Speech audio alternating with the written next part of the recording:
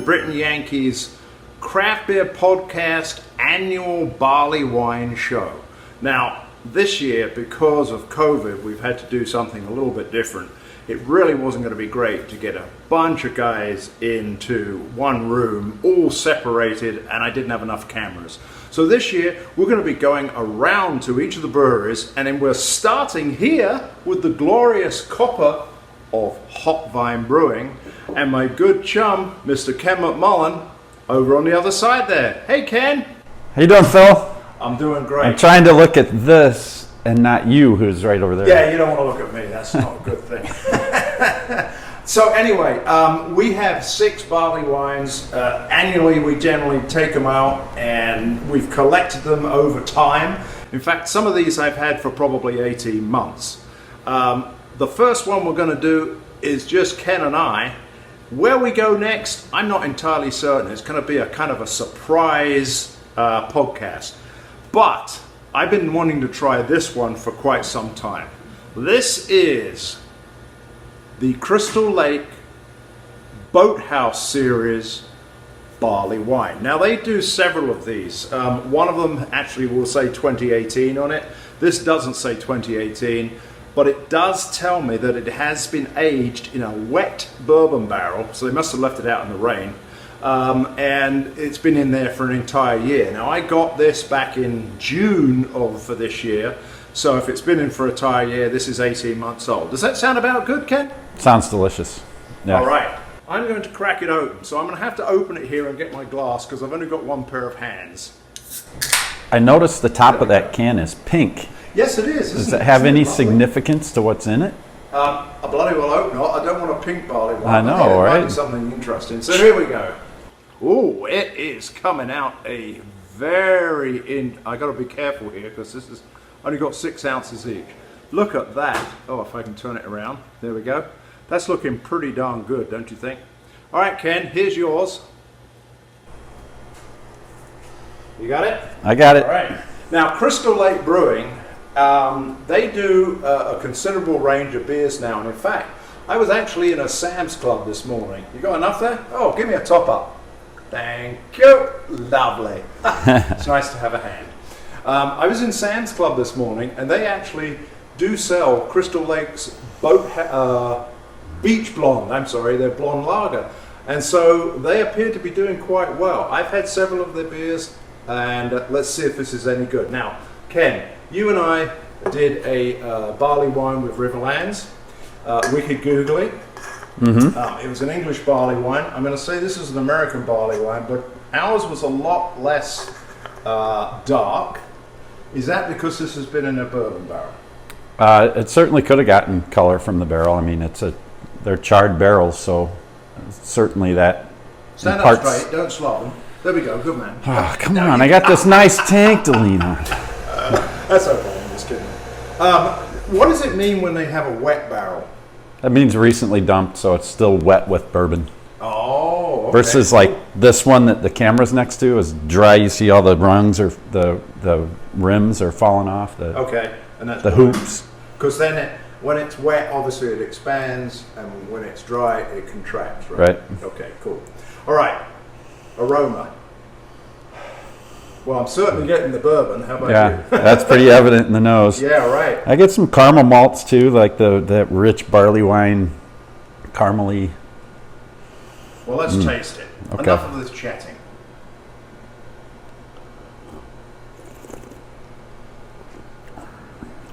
Oh, that is delicious. Wow, that's got some balls to it. That's got a lot of spirit, whiskey, bourbon character in there. Boy, it is warm going down too. Can you check on the can? Because I don't have my glasses, and let me know what the ABV is. I bet you this is 11. 10.5. Wow, 10.5. Well, our Wiki Googly was 10, so this tastes a lot more boozy. Is that because it's been in a barrel? Yeah, I've been to barrel aging seminars where they say that a barrel can contribute as much as like 1.5 to 3% more ABV to a beer, you know. Well, this is fantastic. When you're making a barley wine, and obviously you have because you had input to Wow, I can feel it going down. Yeah, it's tasty though, man. I love this. I'm glad I had a bagel this morning. There's a secret to making a barley wine, and what is your opinion of what that is? Well, a long boil helps. It develops more of that caramel, the caramelization of the wort, and concentrates it, gives it a little more of that thick, viscous mouthfeel that you're looking for. Yeah. And I think some of the ones that we have on tap, not on tap, they're all in bottles, are long, they've long been in their bottles, at least a year, I think, for most of them. One of them I've had since September in a screw top crowler, which is going to be interesting to taste. And we'll have that one a little bit later. Well, thank you very much for kicking us off. Are you going to come with me to some of these breweries? I'll try as much as I can. Yeah, I'd love to. Good It'd man. be fun. And so here we are at Hot Vine. I'll say cheers on the Hot Vine side. You can do it on the side of your thing there. Oh, hello. Sorry, I hit the cable. Hit it on the side of your what's it? This? Yeah, there you go. That's pretty. How about we do a cheers in between? Look, Here, that's right. I'll stick it out. Got it. Cheers. Let's get on to the next one. Yeah. All right, Ken. Cheers. Thanks a lot. Cheers. Good start.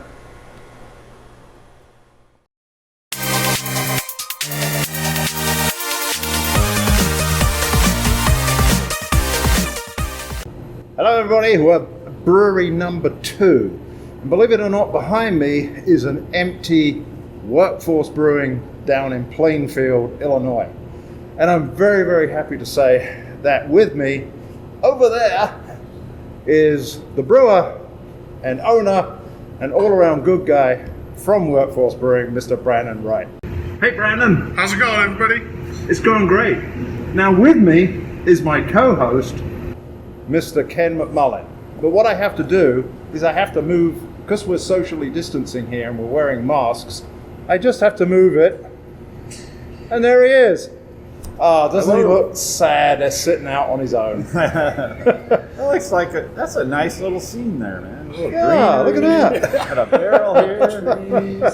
Right, so the beer that we have today is rather an exciting one. Now, a couple of years ago, we all got together at Riverlands Brewing at one of our Barleywine shows. We had a crowler of a beer from Migraine Brewing that was brewed by our good chum, Dan Rosenberg, who was one of the members of Pale, I believe.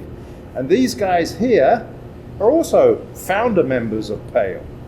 And the barley wine that we tasted and found actually to be the best one, we have a bottle of it that Ken has found, and it's called Our Lady of Blessed Acceleration.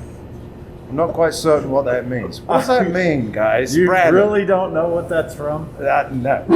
Oh, Blues Brothers. There you go. Hey, thank you very much. I'm great. There we go. Migraines and Joliet. Now, it is a bottle, so I'm going to pass it over to Brandon, and I'll have him do the honors of opening it and pouring out the samples. So whilst he's doing that, Ken, Yeah. tell us a bit about Pale and how it got going and how it got started. What does Pale stand for? So PALE stands for Plainfield Ale and Lager Enthusiasts. It's a homebrew club that started at Limestone about 11 years ago, I think. 10 or 11 years ago. And we used to get like 70, 75 people at the meetings.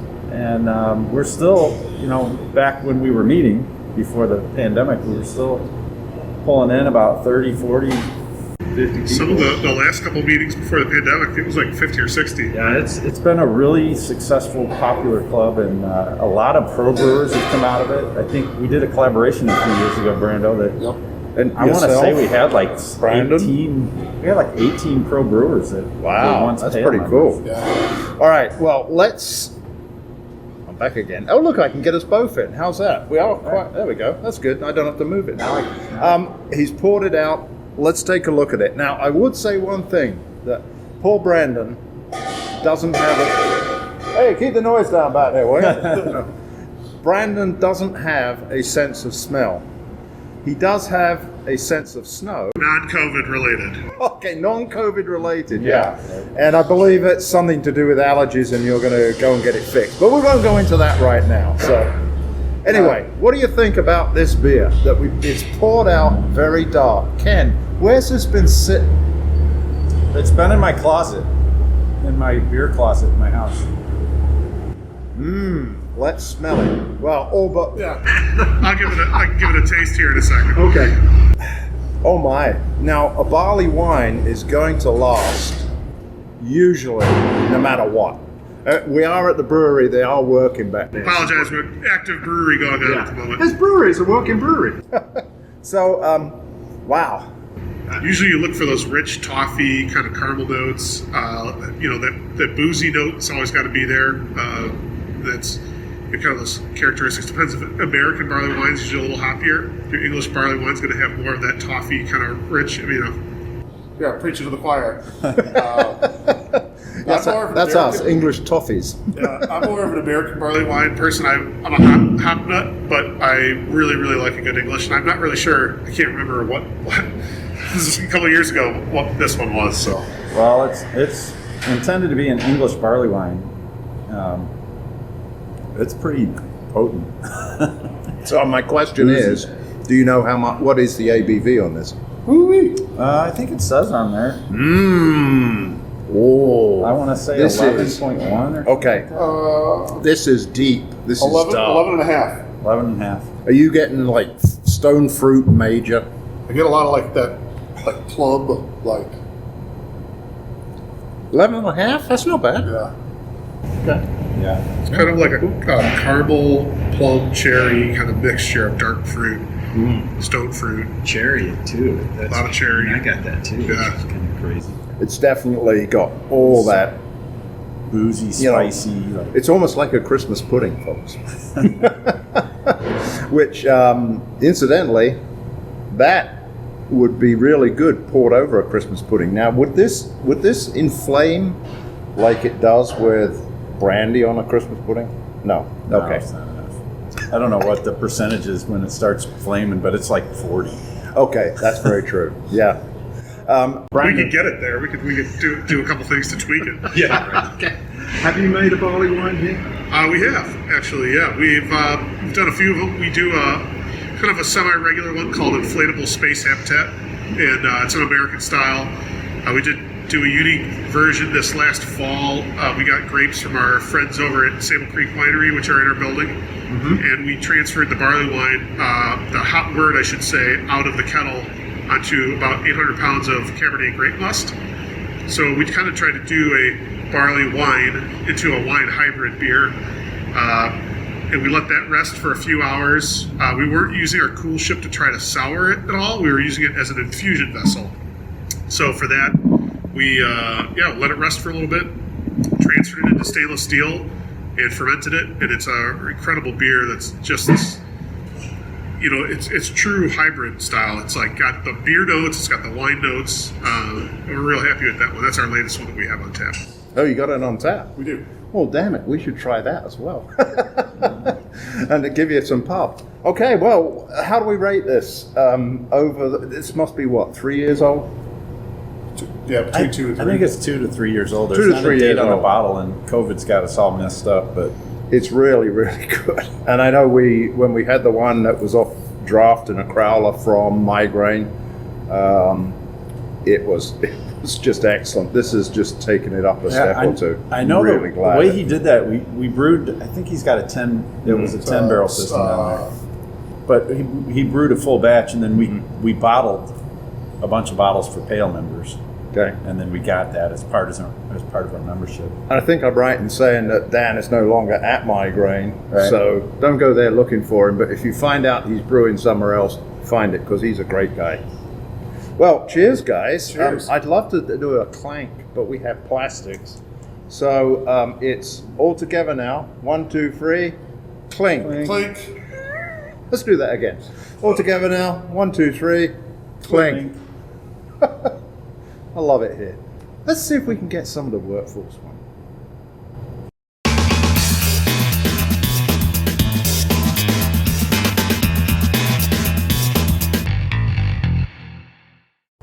we are doing Workforce's barley wine. I have it here. It is called, and it's got one of these really cool labels that they always have. I'm not quite certain what that is on there, other than an abstract picture.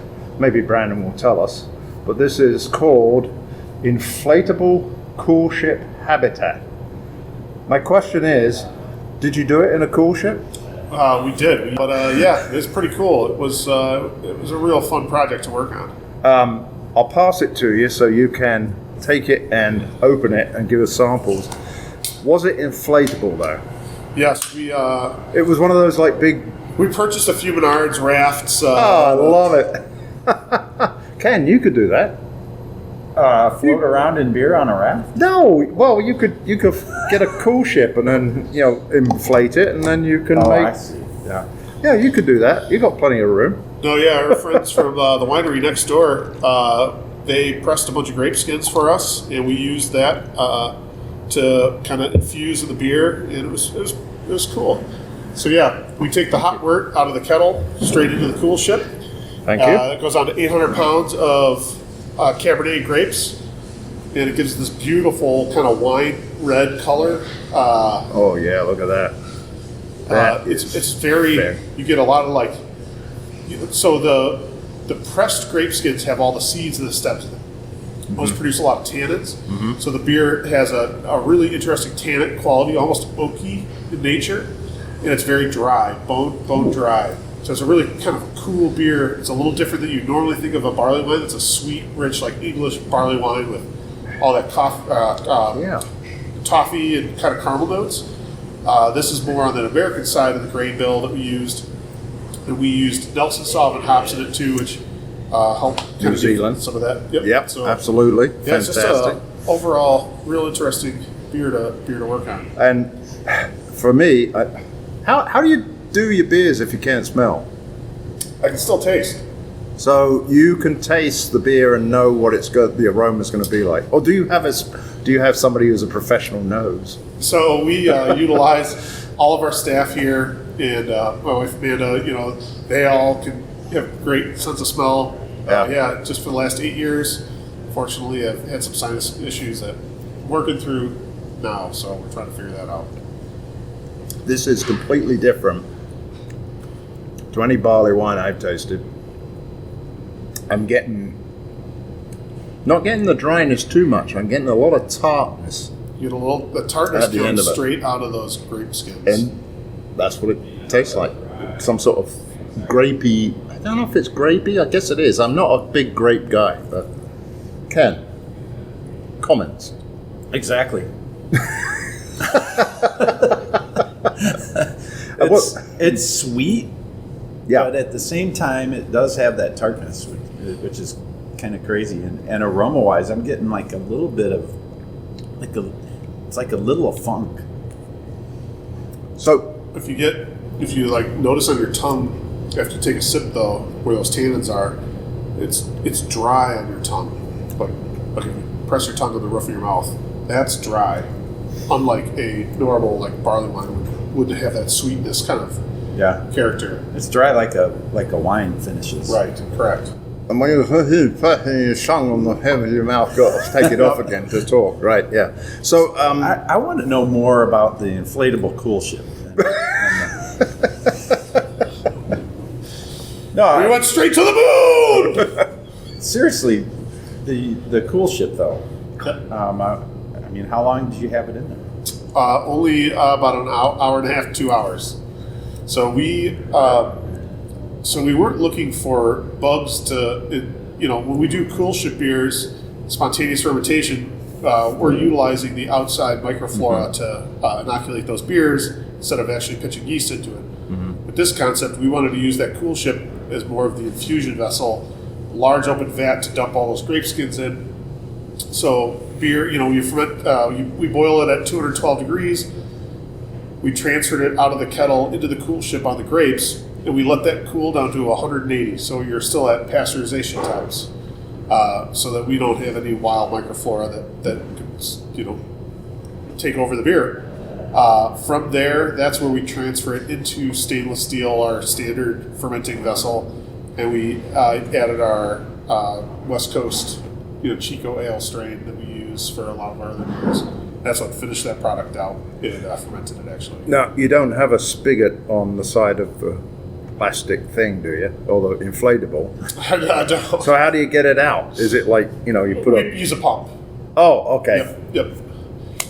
I don't do this shit. We didn't actually use an inflatable bathtub. We have a stainless steel cool ship that we They have a use. real cool ship. Okay. Oh, damn, now you've spoiled it all. Come on. He said that he got the raft to float around in it. Yeah. I used the raft in the cool ship to paddle and bass fish. So the bugs were basically anything that is in your environment right now, which is like natural stuff floating Which is around. what we use for our spontaneous fermentation. We don't Okay. use that in this beer. There would have been yeast on the wine on the lees. No, not at 212 degrees. We transfer But it. you transfer in there, it kills all that. Kills everything. Yep. Welcome to Brewers Talk. You know what? It's been an absolute pleasure. We have to move on to our other 5 beers, barley wines that we've got. This is like no barley wine. I'm assuming it's got barley in it, hence a barley wine. Yes. Yeah. I get the barley wine background, Do you? but you definitely finish with the wine character, and that tartness is. It was incredible when the beer came out of the kettle. It's that barley wine, amber color, like really, just got that almost a brown. When it goes in on 800 pounds of grapes, it like instantly transformed because there's still moisture in those grapes. Yeah. Touch. They've been pressed, but there's still some, and that heat kind of like re-swells those up. And then as we transfer off, the color that comes out, we're like, this is insane. This isn't what we just put. Like there's a transformation that happens in that cool ship, which is really, really cool for us to watch. So Fantastic. Very tasty. Sorry. It said it's very tasty. Very tasty indeed. In fact, this is very unique, so it's not going to be like any of the other barley wines, I'm sure, which is what we expect from Brandon. keep you on the edge of your seat. And it's really We'll good. sell you the whole seat, but you only need the edge. Did I ask you what the ABV was on this? It's just under 10%. Just under 10, so we're down a bit. So, okay. Well, thanks a lot, guys. And thank you, Ken. Thanks, Brandon. And we'll do it again. Yeah. 1, 2, 3. Clink. See you at the next brewery, guys.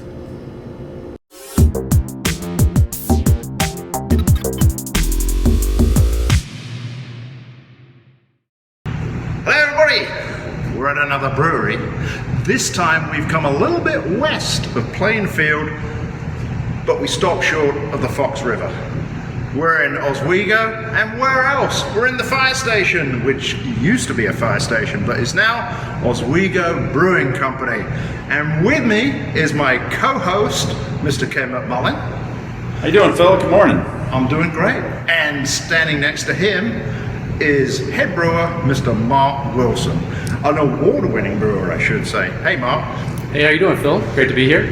Good. Thank you very much for coming on to our Barleywine show, because we're going around to individual breweries and tasting the barley wines. Instead of getting 5 or 6 different people into one room, we're trying to be a little bit socially distanced here. All right. And I know that you have some rules in Kendall County, which is where we are, about having to be 6 foot apart when you're inside and all the rest of it. And, Sure. and I think we are. There we go. Yeah, We're about 6 we're doing foot pretty apart. good. There we go. There we go. You know, they say that when you put your arms out, that's about how tall you are as well.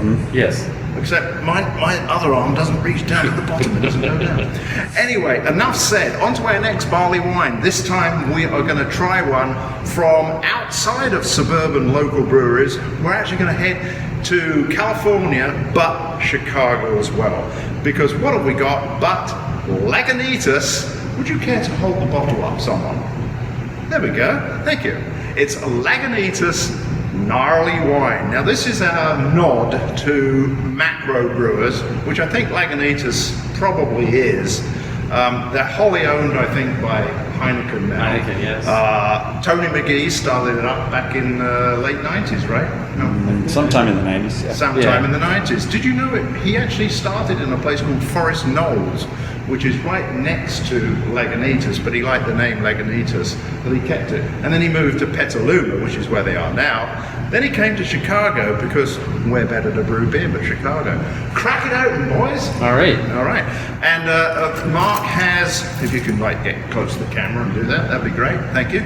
Thank you. He has a Nevin's Brewing Company opener because that's where he used to work. And Ken is wearing his Limestone brewery, which what Nevin's was before it became Limestone. So anyway, this one is what I'd like to call our budget barley wine. What do you know about barley wine and Lagunitas? Mark. Well, hang on, he can't say anything because if you notice, we have microphones. So he's away from it. Let me ask Ken. Ken, what do you know about them? Well, I know you said, first of all, I have to correct you. You said Nevin's became Limestone, but it was the other way around. Oh, I'm terribly sorry. I'll correct that. Tony McGee was from Chicago, and that's why he came back here. It's because he's from here. Yeah. And Oh, I've been to Lagunitas out there. It's quite a place. It's a beautiful place. Awesome brewery, awesome bar, a lot of fun. It's big, like the one down here, right? It's not. It's different. It's like it's kind of like a farm, really. I mean, there's a bunch of different buildings and. It's right in the middle of Napa County, so it's Beer in the middle of wine country. What's the other one? Anyways, it's in the wine country, so Yeah. it's surrounded by wine. Yeah, Vineyards. Russian rivers, everything. Yeah, it's beautiful. Well, what goes better? Grapes and hops, right? That's good. Anyway, let's talk about the barley wine. Now, I see this is quite a cloudy barley wine. Barley wines, filtered, unfiltered. Opinions, Mark. Unfiltered. It's a darker beer, or at least caramelly colored. A little bit of sediment haze it's not a big deal. We're more focused on the flavor than the aesthetics on the most part. Good idea. All right, we'll drink it. I've had my first sip. Now, as I said, this is a budget barley wine because I think the whole bottle, I'll reach in there to get it. There we go, a nice little close up.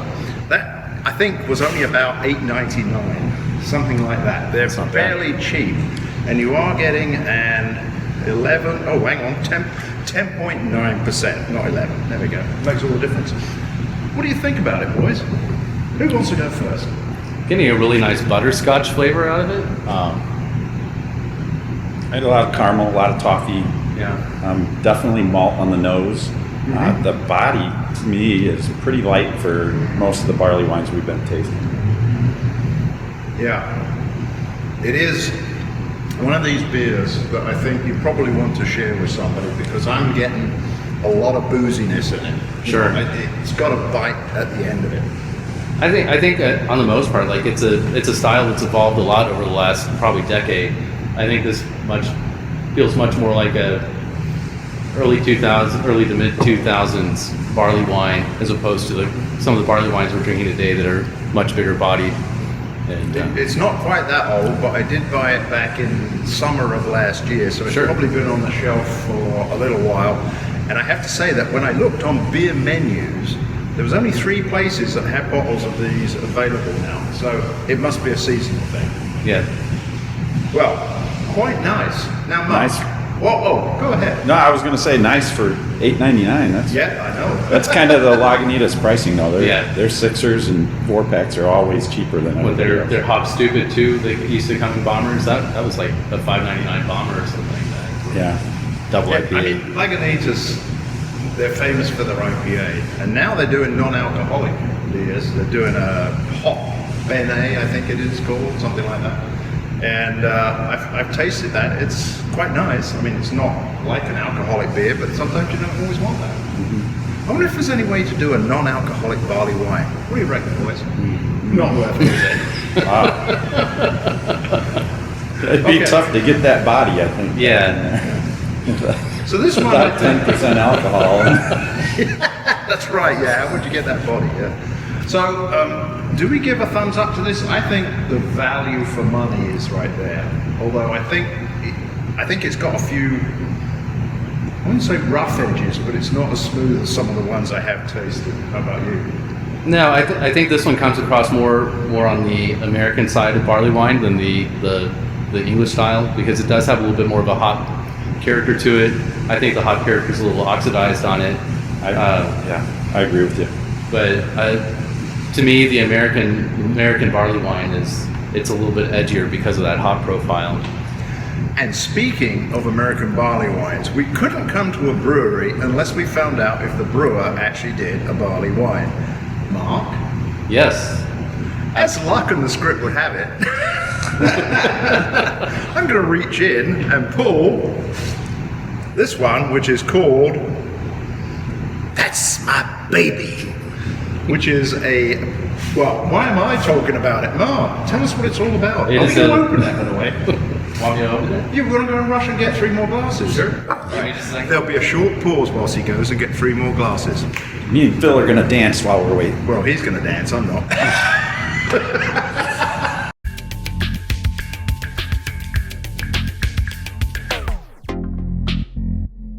Okay, so Mark is back, and now he's going to open the beer. All right. Beautiful. Oh, I love it when there's a little bit of that CO2 steam that comes off the two. Is that off the top? Is that what they call it? CO2 steam? Sure. Can I hold one of those up for you? Sure. And then you can pour it in there.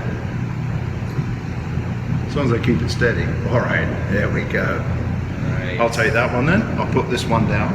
Oh yeah, I'm still holding mine. So, oh boy, now I just picked that up, and the waft of barrel that came to me was incredible. So tell us all about this beer whilst we enjoy the aroma. So, this recipe is based off of a recipe that I brewed when I was over at Evans Brewing Company, which at that time happened to be a gold medal winning barley wine at GABF. I brought the recipe over here and brewed it up and put it in some bourbon barrels. I don't remember exactly what bourbon barrel I put it in at the time. I bet you it was Heaven's Hill. It was Heaven Hill or Woodford or something along those lines. Yeah. But what came out of the barrel was beautiful. Dude, this is delicious. Yeah. This is amazing. So the aroma, even though it wafted when it was far away, is quite mild, I think. It's a mild aroma of bourbon. In fact, it's not an intense bourbon. Right. How long do you say you had this in there? It was in a barrel for about a year. But that's what I really like about it is it's not overwhelming on the bourbon. The barley wine really shines through well, I believe. There's still those really nice caramel toffee notes that you want to expect in a barley wine.